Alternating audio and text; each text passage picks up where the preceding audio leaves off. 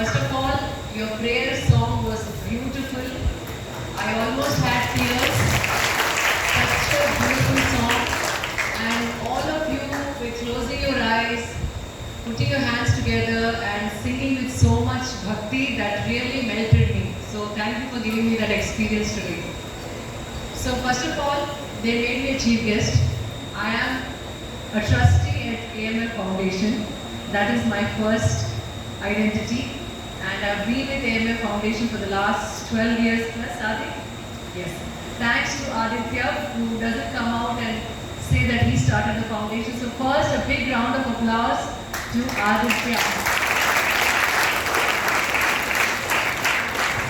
So today, I'm extremely proud to be standing in front of you as a trustee of AMF Foundation and inaugurate the 9th National Talent Identification Hunt and a training camp, which is the 4th camp with Navodaya Vidyalaya Samiti.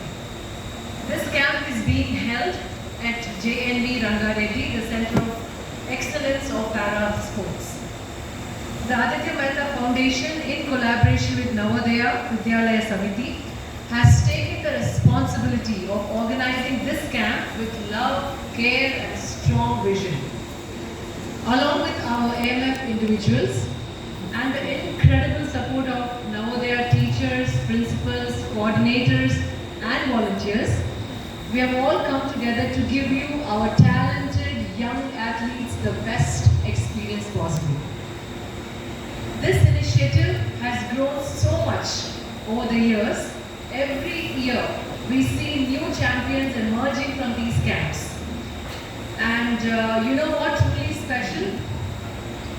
Everyone who comes here leaves with beautiful memories, even if they don't or do not get selected in the final group. We do our best to select as many students as we can, but yes, there are only a limited number of places. Still, in our eyes, every one of you is a champion.